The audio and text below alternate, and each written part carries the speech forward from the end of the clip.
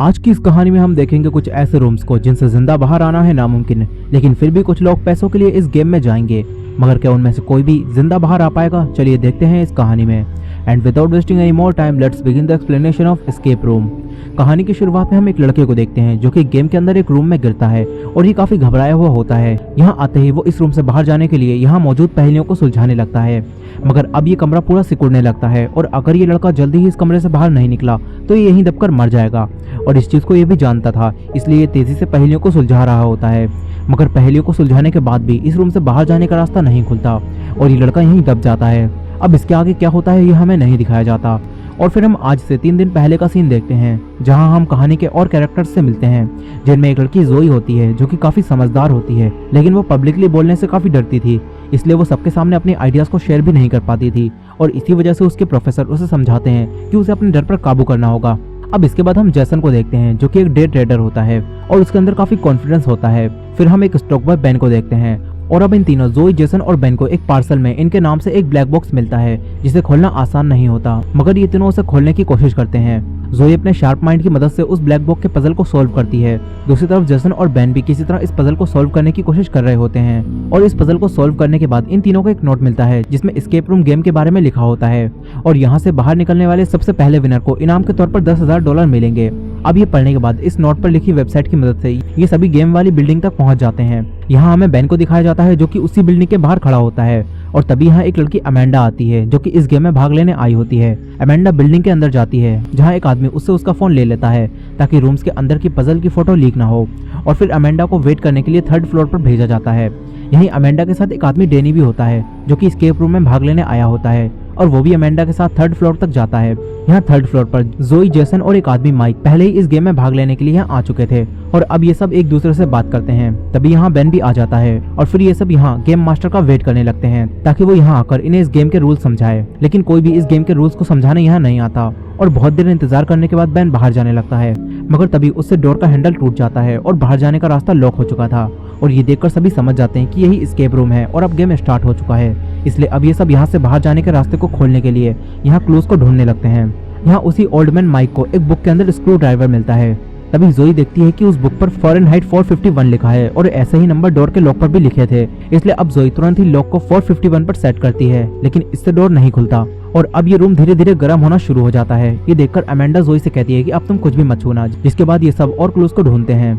फिर जैसन को यहाँ एक लॉक मिलता है। ये देखकर डैनी जैसन से कहता है कि एस्केप रूम में लॉक काफी मेन होते हैं और अब इस लॉक को खोलने के लिए ये सभी इस लॉक की चाबी को ढूंढते हैं, लेकिन बेन कहता है कि हमें इस लॉक को तोड़ देना चाहिए, मगर डैनी कहता है कि हमें बिना तोड़फोड़ किए ही यहाँ से बाहर निकलना होगा। लेकिन बेन फिर भी उसे तोड़ने के लिए फायर एक्सटिंग्विशर को उठाता है, लेकिन बेन देखता है कि ये तो नकली है, जिसके बाद बेन उसे फेंक देता है। लेकिन अब यहाँ गर्मी बढ़ती जा रही थी।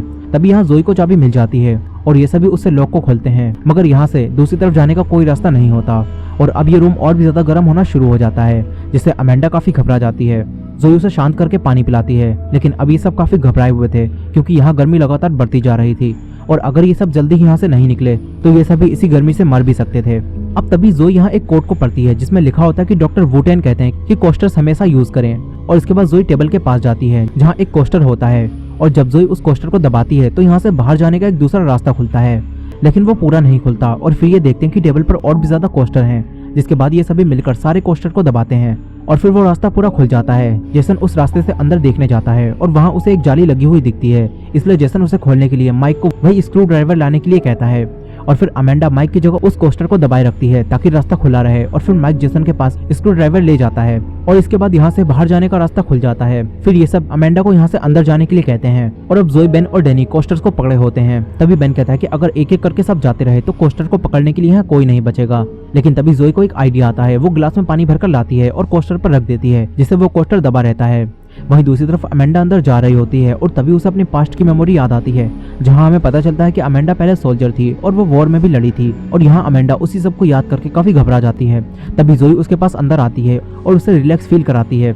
वहीं दूसरी तरफ रूम में डैनी और बेन पानी के गिलास को भरकर कोस्टर के ऊपर रख रहे होते हैं ताकि दूसरी तरफ जाने का रास्ता खुला रहे, लेकिन अब यहाँ एक गिलास का पानी कम पड़ जाता है क्योंकि उस पानी को अमेंडा ने पी लिया था और अब बेन और डैनी को कुछ भी समझ नहीं आता कि ये क्या करें। और तभी एक अजीब सी आवाज आने लगती है और रूम और भी ज्यादा गर्म होने लगता है।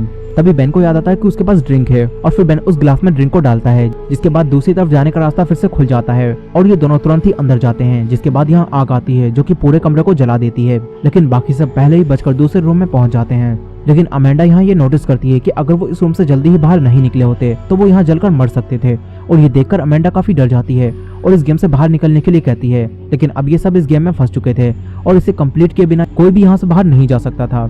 अब यहाँ जेसन देखता है कि बाहर जाने के दरवाजे पर ताला लगा है, इसलिए जेसन चाबी को ढूंढने लगता है और जेसन को यहाँ एक चाबी मिलती है। जेसन उससे ताले को खोलता है, मगर फिर वो देखता है कि यहाँ एक और लॉक लगा हुआ है, जिसे खोलने के लिए इन्हें 7 लेटर का एक वर्ड चाहिए होगा। जिसके बाद अब ये सब रूम के अंदर 7 लेटर के वर्ड को ढूंढने लगते हैं और फिर माइक को यहाँ लिखा हुआ मिलता है, you will go down in history. इन्हें लगता है कि ये किसी के नाम की हिंट है जिसका नाम हिस्ट्री में अमर है।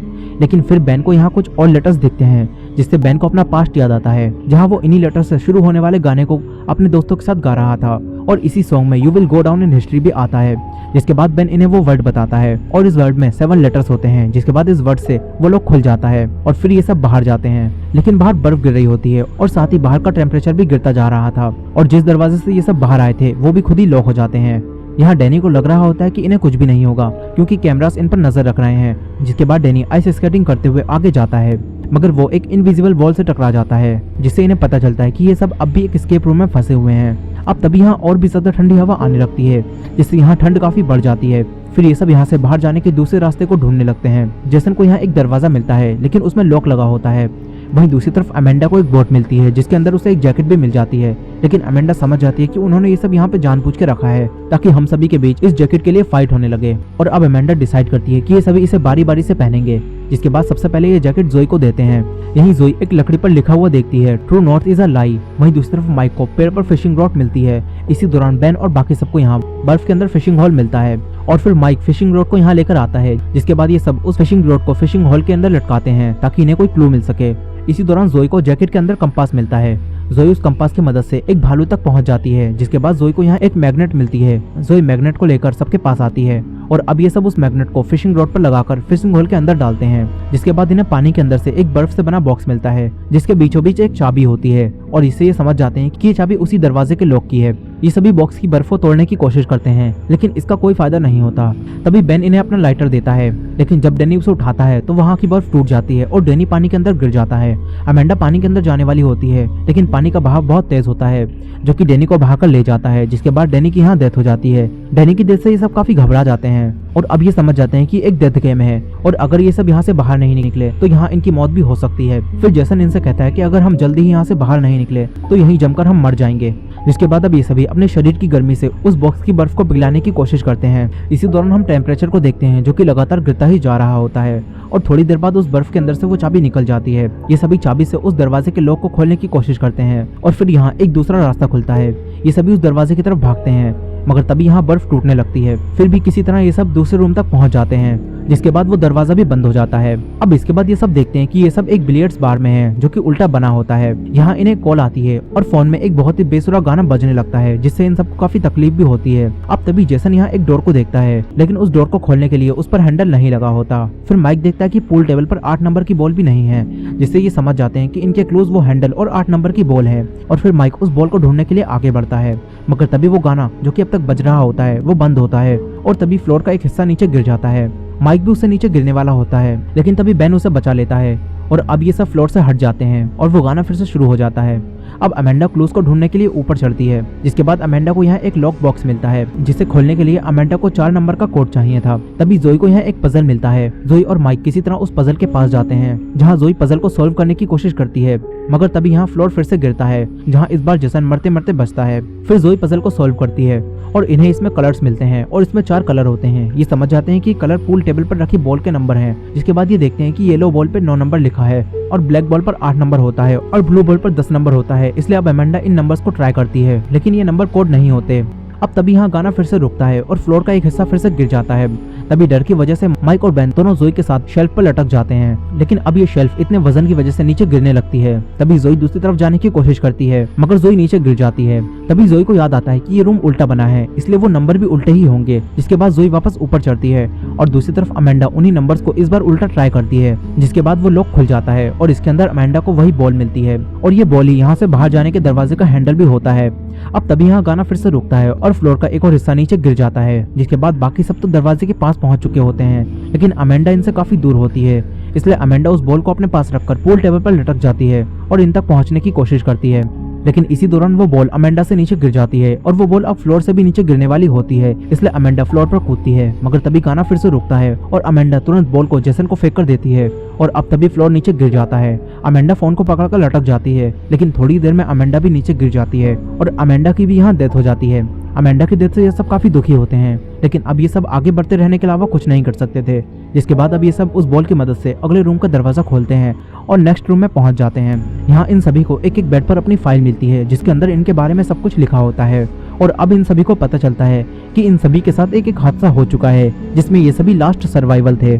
जोई सबको बताती है कि एक दिन जब वो प्लेन में अपनी मॉम के साथ थी, तो प्लेन अचानक से जंगल के बीच क्रैश हो गया और उसमें सभी मर गए और आखिर में सिर्फ जोई ही जिंदा बची थी। और ऐसे ही इंसिडेंट जेसन, माइक और बेन के साथ भी हुए थे, जिसमें सभी लोग तो मर गए थे, मगर वो लोग ही अकेले बचे थे। जिससे अब जोई समझ जाती है कि जो भी ये सब कुछ कर रहा है वो हम सभी लोगों के बारे में सब कुछ जानता है।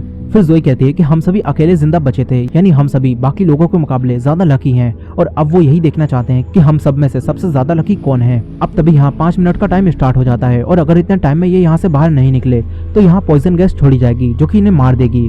ये देखकर ये सभी यहाँ से बाहर निकलने के क्लूज को ढूंढने लगते हैं, लेकिन जोई कहती है कि अगर हम उनके हिसाब से चलते रहे तो हम कभी भी यहाँ से बाहर नहीं निकल पाएंगे। जिसके बाद जोई यहाँ लगे कैमरा को तोड़ने लगती है। बाकी सबको यहाँ एक साइन लैंग्वेज में EKG वर्ड मिलता है, जिसके बाद ये सभी EKG मशीन को ढूंढकर अपनी लिमिट्स को टेस्ट करते हैं। जेसन उस मशीन को माइक पर सेट करके उसके हार्ट रेट को बढ़ाता है ताकि वो यहाँ से बाहर जाने का रास्ता खोल सके, लेकिन हार्ट रेट बढ़ाने की वजह से यहाँ माइक की डेथ हो जाती है। फिर जेसन उस मशीन को अपने ऊपर सेट करता है और इस बार कम हार्ट रेट से यहाँ से बाहर जाने के रास्ते को खोलने की कोशिश करता है। इसी दौरान वो पॉइजन की गैस भी छोड़ दी जाती है, जिससे इन सभी का दम घुटने लगता है और इन्हें सांस लेने में काफी तकलीफ होने लगती है।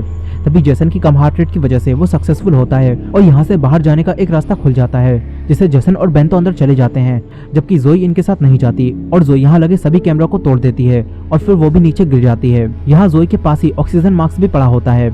वहीं दूसरी तरफ बेन और जेसन अब दूसरे रूम में पहुंच चुके होते हैं और ये एक ऑप्टिकल इल्यूजन वाला रूम होता है, जिसके अंदर बेन और जेसन को एक हैंडल मिलता है। बेन और जेसन उसे मिलकर खोलते हैं, मगर तभी इन्हें इल्यूजन दिखने लगते हैं। तभी बेन और जेसन उस हैंडल पर लिखा हुआ देखते हैं कि यहाँ एक एंटीडोट है जिससे ये ठीक हो सकते हैं। जिसके बाद अब ये दोनों एंटीडोट को ढूंढने लगते हैं और फिर बेन को वो एंटीडोट मिल जाता है, लेकिन ये एंटीडोट की एक ही डोज होती है। जिसके बाद अब बेन और जेसन में एंटीडोट के लिए लड़ाई होने लगती है, जिसमें बेन जेसन को मार देता है और एंटीडोट को अपने अंदर इंजेक्ट करता है और फिर उसे इल्यूजन दिखना बंद हो जाते हैं। फिर बेन किसी तरह अगले रूम में जाता है और अब वो उसी ट्रैप में पहुंच जाता है जिसे हमने मूवी की शुरुआत में देखा था, और जिस लड़के को हमने यहाँ से बाहर निकलने की कोशिश करते हुए देखा था वो बेन ही था। यहाँ अब बेन वही सब कुछ करता है जो हमने मूवी की शुरुआत में देखा था। वहीं दूसरी तरफ जिस रूम में माइक और जोई होते हैं, वहाँ कुछ लोग इनकी डेड बॉडीज को उठाने आते हैं और यहाँ जोई अब भी जिंदा होती है। जोई उन दोनों पर हमला करके गन ले लेती है और उस दरवाजे से बाहर जाती है जिससे ये लोग अंदर आए थे। वहीं दूसरी तरफ बेन ने उस रूम की सारी पहेलियों को सुलझा लिया था, जिस वजह से लास्ट में वो उस रूम से बाहर आ जाता है और एक दूसरी जगह पर पहुंच जाता है। यहाँ बेन को गेम मास्टर मिलता है जो कि उसे बताता है कि उसने आखिरी रूम को भी पार कर लिया है और अब बेन विनर बन चुका है। बेन उससे कहता है तो तुम ही वो साइको हो जो हमारे साथ ये मौत का खेल खेल रहा है। जिस पर वो आदमी कहता है कि वो तो बस गेम मास्टर है, पजल बनाने का काम पजल मास्टर का है। फिर गेम मास्टर बेन को बताता है कि वो हर साल ऐसे ही अलग अलग लोगों को इस गेम में फंसाते हैं और बहुत सारे लोग जो कि इस तरह के डेथ गेम को देखने के शौकीन होते हैं वो लोगों पर पैसे लगाते हैं। फिर गेम मास्टर बेन को बताता है कि जिस तरह घोड़ों की रेस में कभी भी जीतने वाले घोड़े को इनाम नहीं मिलता, उसी तरह ये गेम भी है। और ये कहकर गेम मास्टर बेन को मारने लगता है।